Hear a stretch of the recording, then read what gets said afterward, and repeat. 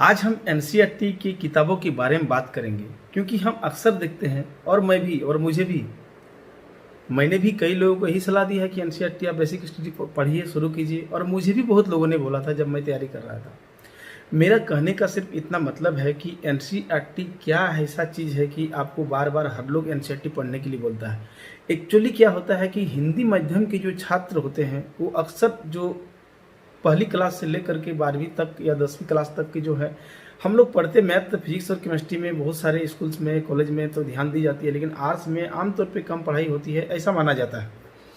तो हम क्या करते हैं कि हम अपनी पढ़ाई जो है इन विषयों को ध्यान नहीं देते हैं, खास करके आर्ट्स या सामाजिक विज्ञान के जो विषय होते हैं उन पर नहीं देते हैं। तो इन्हीं कारणों से क्या होता है कि हमारा बेसिक जो स्टडी सिविल सेवा के दृष्टिकोण से होता है वो कमज़ोर हो जाता है। और जो यही इंग्लिश मीडियम के जो विद्यार्थी होते हैं उनके KG 1 से लेके जी आप देखेंगे तो उसके एक असाइनमेंट बनाना, हर तरह के विषय में तैयारी कराना, स्कूल में एक कोई ना कोई होमवर्क होते रहता है जिससे उनकी तैयारी अपेक्षाकृत हिंदी माध्यम से अच्छी हो जाती है। खैर,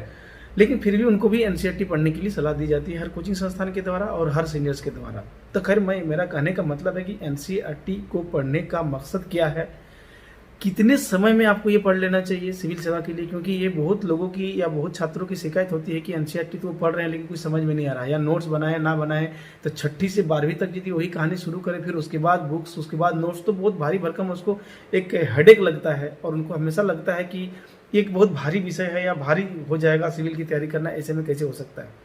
तो मेरा कहने का मतलब है कि यदि आपको पूर्ण विश्वास है अपने आप को,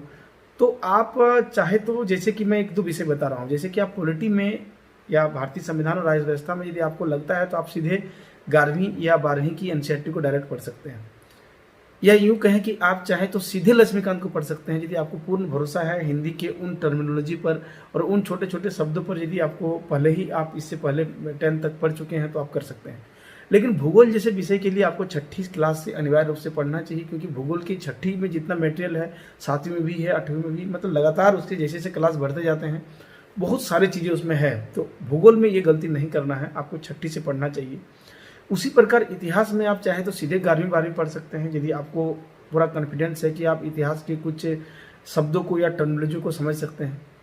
खैर, फिर भी यदि आपको इस पूरे भ्रम से बाहर निकलना है कि आपको कोई कन्फ्यूजन नहीं रहना है, कि चूंकि आपको हमेशा डर सताएगा कि आपने छठी क्लास से ये चीज़ नहीं पढ़ा है,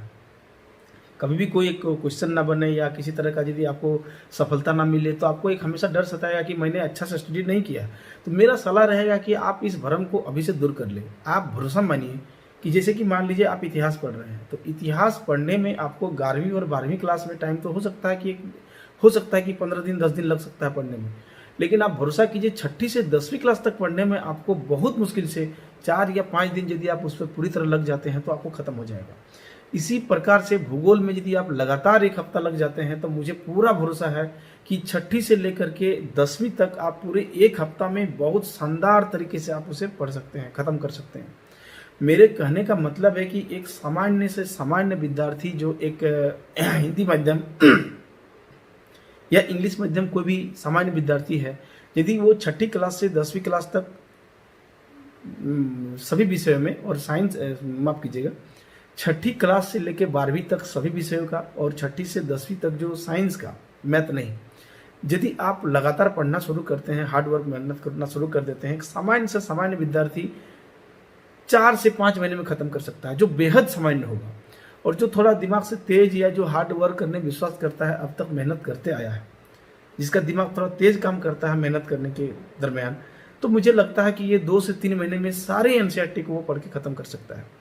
तो मैं मान लेता हूँ कि चाहे आप सामान्य विद्यार्थी हो या तेज विद्यार्थी हो, मेरा कहने का मतलब मेहनत ही तेज होता है, मेहनत ही आपको तेज बनाता है। खैर, क्योंकि यहाँ मैथ साइंस की पढ़ाई नहीं हो रही है, सामाजिक विज्ञान की, वानिकी की या मानविकी की पढ़ाई हो रही है। तो मेरा कहने का मतलब है कि बहुत भी ज़्यादा हो जाए, सबसे बुरे से बुरे दौर में आप 6 माह में ये सारे एनसीईआरटी की किताबों को आप पढ़ के खत्म कर सकते हैं। यानी 6 माह के बाद यदि आप पढ़ लेते हैं तो आपको सारे छोटे छोटे टर्मिनोलॉजी, छोटे छोटे शब्द से आप परिचित हो जाएंगे। आपकी इच्छा होगी तो आप उसमें एनसीईआरटी की इस बीच में आप नोट्स बना सकते हैं, और चाहे तो नहीं भी बना सकते हैं, लेकिन हाँ, अंडरलाइन करना है उन अच्छे अच्छे पॉइंट्स को। मैं कोशिश करूंगा कि आपको वीडियो के माध्यम से एक एक एनसीईआरटी का, मैंने 2 एनसीईआरटी बनाया भी था कि उसमें क्या क्या पढ़ना है, लेकिन इससे पहले वाले वीडियो मैंने उसमें अंडरलाइन नहीं किया था। अब जब मैं बताऊंगा तो कौन कौन विषय कहाँ पे इंपॉर्टेंट है उसको मैं अंडरलाइन करके बताऊंगा कि जैसे कि 6ठी क्लास का ये किताब है तो इसमें कौन कौन चीज़ आपको पढ़ के निकलना है। मेरा यदि सलाह है तो शायद ही कोई 2-4-5 पेज में शायद आपकी ये नोट्स 6ठी से 12वीं क्लास तक की किताब में बन सकता है, क्योंकि आखिर 10वीं क्लास तक माफ कीजिए, आखिर आपको जो वास्तव में नोट्स बनाना है 11वीं 12वीं क्लास के नोट्स बनाना है, क्योंकि 6ठी 7वीं 8वीं 9वीं 10वीं ये आपको एक क्रम से समझने का चीज़ है जो आप लगातार पढ़ते चले जाएंगे, अंडरलाइन करके समझते चले जाना है।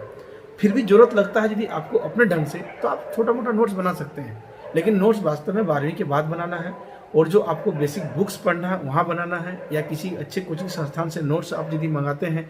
और उसको जो अध्ययन करने के लिए अपनाते हैं तो वहाँ बनाना है। मतलब नोट्स तो बनाना है। मैं सेल्फ नोट्स के बारे में एक अलग वीडियो बनाऊंगा कि उसका क्या महत्व है। तो कुल मिला के कहा जाए तो आप 6ठी से 12वीं क्लास तक की एनसीईआरटी को बिल्कुल ही स्किप मत कीजिए, उसे नहीं छोड़िए, उसे पढ़ना चाहिए। 3 से 4 महीना में आप देना चाहिए। और एक बार ये पढ़ लेने से मुझे विश्वास कीजिए कि यदि सिर्फ आप एनसीईआरटी पढ़ते हैं तो देश के लगभग जितने भी एग्जाम हैं सामान्य अध्ययन के लिए आपको किसी भी एग्जाम के लिए और बहुत ज़्यादा पढ़ने की जरूरत नहीं है। सिविल सेवा के लिए थोड़ा और एक्स्ट्रा पढ़ना पड़ेगा, 10-20% और पढ़ना पड़ेगा, लेकिन बाकी जितने भी एग्जाम है उसके लिए आप एक बोझ बन जाएंगे, शेर बन जाएंगे। आपको किसी कोचिंग या अन्य चीज़ों की जरूरत नहीं पड़ सकती है। फिर भी इतना पढ़ने के बाद यदि आपको कोचिंग लगे तो आप बिल्कुल कोचिंग ले सकते हैं, बेशक लेना चाहिए और उससे उसका लाभ मिल सकता है। लेकिन बिना पढ़े ये जो मैं बता रहा हूँ इसके बावजूद यदि आप कोचिंग लेते हैं तो उसके लिए मैंने एक वीडियो बनाया, उसमें आप अपनी दुर्दशा समझ सकते हैं। तो इस प्रकार से आप एनसीईआरटी को टाइम बॉन्ड दे करके आज से ही मेहनत करना शुरू कर दीजिए, क्योंकि आप मेहनत करेंगे तभी आगे आपके रास्ते और दरवाजे खुलेंगे। और मैं आपकी बेहतर भविष्य की शुभकामनाएं देते हुए आशा करता हूं कि आप आज से ही एनसीईआरटी को पढ़ना शुरू कर देंगे और भी कठोर मेहनत के साथ। जय हिंद।